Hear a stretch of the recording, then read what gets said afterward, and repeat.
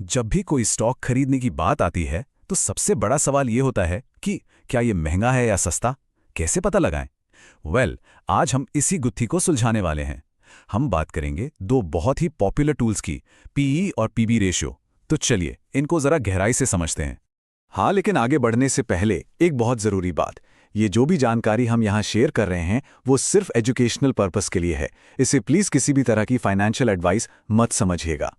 तो आज हम क्या क्या कवर करने वाले हैं। सबसे पहले हम समझेंगे कि किसी स्टॉक की वैल्यू पता करना होता क्या है।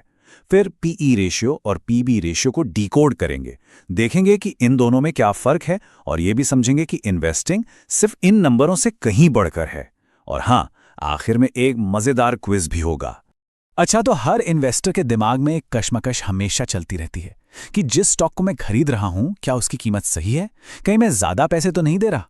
यहीं पर एंट्री होती है वैल्यूएशन टूल्स की, जैसे कि पीई और पीबी रेशियो। ये वो हथियार हैं जो हमें स्टॉक की असली कीमत का अंदाजा लगाने में मदद करते हैं। चलिए, तो सबसे पहले बात करते हैं हमारे पहले टूल की, प्राइस टू अर्निंग्स रेशियो, जिसे हम पीई रेशियो भी कहते हैं। अब ये रेशियो करता क्या है?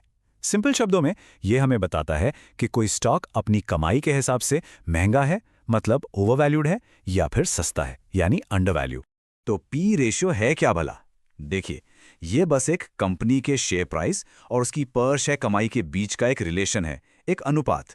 एक सीधा सा नियम है, हालांकि हमेशा सही नहीं होता, पर आमतौर पर अगर पी रेशियो कम है तो स्टॉक शायद सस्ता है, और अगर पी रेशियो ज्यादा है तो हो सकता है स्टॉक महंगा हो।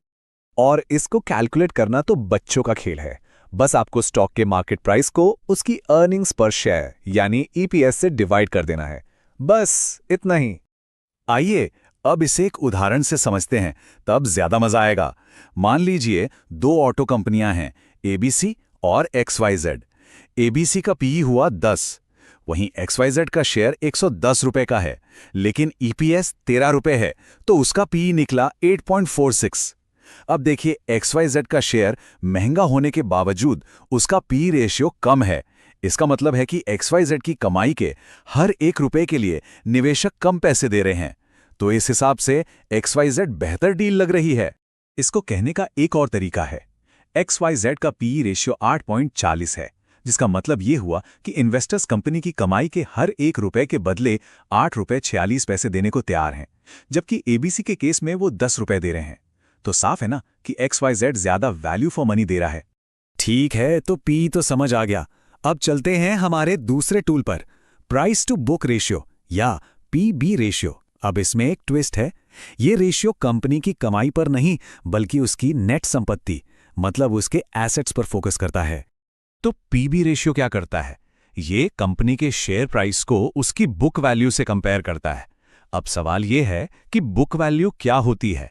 सोचिए, अगर आज कंपनी अपना सारा सामान बेच दे और फिर अपनी सारी देनदारी, सारे कर्ज चुका दे, तो जो पैसा बचेगा वही उसकी बुक वैल्यू है। और अगर किसी स्टॉक का पीबी रेशियो 1 से कम है, तो इसका मतलब हो सकता है कि वो स्टॉक अपनी नेट एसेट वैल्यू से भी सस्ते में मिल रहा है। और इसका फॉर्मूला भी एकदम सिंपल है, मार्केट प्राइस को बुक वैल्यू पर शेयर से डिवाइड कर दीजिए। अब कहानी में आता है एक मजेदार ट्विस्ट। चलिए वापस अपनी उन्हीं दो कंपनियों एबीसी और एक्सवाईजेड पर चलते हैं। जब हम इनका पीबी रेशियो निकालते हैं तो एबीसी का पीबी आता है 1.66 और एक्सवाईजेड का 2.0। अरे, इस बार तो एबीसी का पीबी रेशियो कम है, तो पीबी के हिसाब से तो एबीसी बेहतर इन्वेस्टमेंट लग रहा है। तो अब कंफ्यूजन हो गया है ना। पी रेशियो कह रहा है कि एक्सवाईजेड खरीदो, लेकिन पीबी रेशियो कह रहा है कि एबीसी बेहतर है। अब करें तो क्या करें? ये कंफ्यूजन क्यों है? इसका जवाब इन दोनों रेशियो के बीच के फर्क में ही छिपा है। चलिए इस पहेली को सुलझाते हैं। देखिए, 3 बड़े फर्क हैं। पहला, पीई रेशियो कंपनी की कमाई पर फोकस करता है, जबकि पीबी रेशियो कंपनी की नेट संपत्ति पर। दूसरा, अगर कोई कंपनी लॉस में है तो उसका पीई रेशियो कैलकुलेट ही नहीं हो सकता, लेकिन पीबी रेशियो तब भी काम करेगा। और तीसरा और सबसे जरूरी पॉइंट, पीबी रेशियो बैंकिंग और फाइनेंस जैसी एसेट हैवी इंडस्ट्रीज के लिए ज्यादा काम का है। तो इससे हमें सबसे बड़ा सबक क्या मिलता है? वो ये कि कभी भी सिर्फ एक रेशियो के भरोसे बैठकर इन्वेस्टिंग का फैसला नहीं लेना चाहिए। ये एक बहुत बड़ी गलती हो सकती है। हमेशा हमेशा पूरी पिक्चर देखनी जरूरी है। और इस बात को गांठ बांध लीजिए, कोई भी एक रेशियो आपको भविष्य नहीं बता सकता।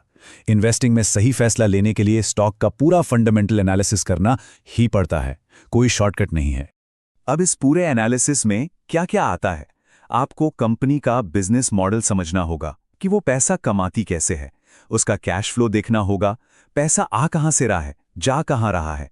इसके अलावा और भी बहुत से फाइनेंशियल मैट्रिक्स होते हैं, और हाँ, मार्केट में चल रहे ओवरऑल रिस्क को भी नजरअंदाज नहीं कर सकते। तो चलिए, अब तक हमने जो कुछ भी सीखा है उसे टेस्ट करने का टाइम आ गया है। एक छोटा सा क्विज हो जाए, देखते हैं कितना याद रहा। रेडी? तो ये रहा पहला सवाल। एक हाई पीई रेशियो आमतौर पर यह बताता है कि स्टॉक, आपके ऑप्शन हैं ए, बी, सी और डी, और सही जवाब है बी, ओवर वैल्यूड हो सकता है। बिल्कुल, क्योंकि आप कमाई के लिए ज्यादा कीमत दे रहे हैं।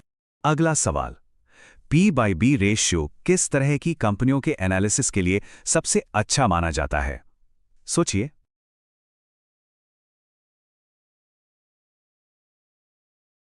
सही जवाब है सी, बैंकिंग और फाइनेंशियल सर्विसेज, क्योंकि ये एसेट हैवी इंडस्ट्रीज हैं। सवाल नंबर 3, अगर कोई कंपनी घाटे में चल रही है तो कौन सा वैल्यूएशन रेशियो फिर भी कैलकुलेट किया जा सकता है? और इसका जवाब है बी, P/B रेशियो, क्योंकि लॉस में होने पर अर्निंग्स तो नेगेटिव होती हैं, पर बुक वैल्यू तो होती ही है। चलिए, अगला सवाल। एक से कम का पीबी रेशियो क्या बताता है? इसका सही जवाब है सी, अंडर वैल्यूड हो सकता है। मतलब स्टॉक अपनी नेट एसेट वैल्यू से भी सस्ता मिल रहा है। और ये रहा हमारा आखिरी सवाल, P/B रेशियो में बुक वैल्यू का क्या मतलब होता है? सोच समझकर जवाब दीजिए। और सही जवाब है डी, कंपनी की संपत्ति में से उसकी देनदारियों को घटाकर। तो बस याद रखिएगा, P और P/B दोनों ही बहुत काम के टूल्स हैं, पर ये पूरी कहानी नहीं बताते। असली समझ तो हमेशा गहरी रिसर्च के बाद ही आती है।